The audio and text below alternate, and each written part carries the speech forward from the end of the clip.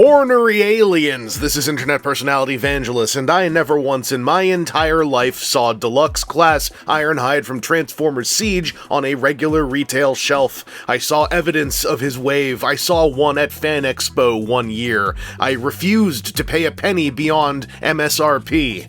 While I had collected multiple redecos and retools, including the Earthrise versions of both Ironhide and Ratchet, it wasn't until September of 2023 that I got a hold of a used copy from my pal Face Forward at the Cherry Bomb Toys Ultimate Toy Fair. The nightmare finally ended, and the dream became a reality. This video was sponsored in part by ToyHacks.com. Use the code VANGELXMAS through the month of December 2024 for 15% off your order of labels and other paraphernalia. Using the code supports the channel. Supporting the channel feeds the machine.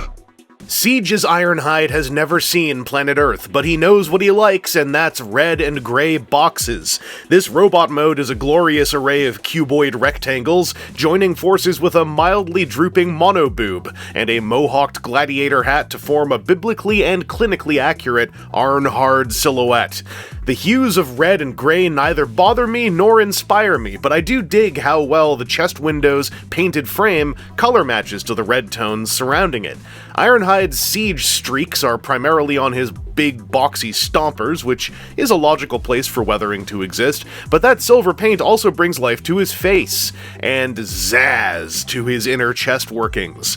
Ironhide includes the W35LR Doomblast Forge Launcher, a big greebly slat covered in siege streaks that ostensibly shoots a payload of 6 missiles at those who have garnered the ire of Hyde. However, its ultimate form uses a single hinge and one of its other gripping pegs to allow Ironhide to literally sledgehammer fools with missiles. Inspiring and thoughtful, creative and innovative. I love it.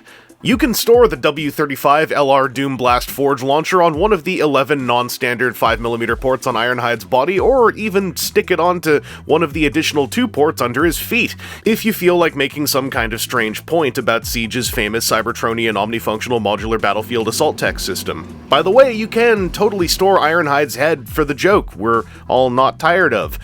While we're here, I adore the simple double hinge trick this piece uses to deflatten and boobin the windshield piece. So satisfying. With a minorly emotive ball socket head with a modicum of teased forward jiggle, sadly no side-to-side jiggle, a T-pose factor that in fact extends all the way into the Y pose, shoulders that can spin all the way around for a big Popeye uppercut, biceps that do that thing with the mushroom peg visible, an elbow that bends 90, and a fist that turns at the wrist. Ironhide from Siege is waist joint swivel equipped to unleash upper body torment upon his foes. You can even play a little bit with the transformation hinge to get him to look further down, as long as you don't look up here to see how he's doing it. Or, you can just... On the topic of the groin, he can go beyond the splits just to pile drive with his underjunk straight into the ground, leave a huge divot. He can kick forward and backward, a little bit higher backward. He can bend his knee 90 degrees. He can tilt his ankle with the big giant slat of a shoe. The only problem down here is that the knee joint is here.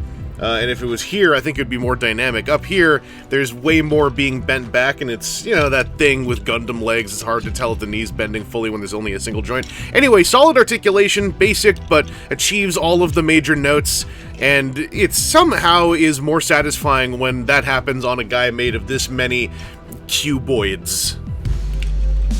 While Siege Ironhide's transformation appears fairly linear, there is a neat twist.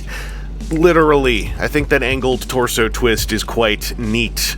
It's also pretty satisfying to deploy and reclasp the twinned double leg panels that filled out Ironhide's calves and shins. It's just a shame that there isn't one more hinged piece to cover up his bot mode biceps. I get all my tactile closure moments while still lacking 1 or 2 visual closure moments. It's a strange feeling, but my fingers come away happy. Ironhide's Cybertronian alt mode is a cross between a beat-up old van and a rocket-powered battering ram.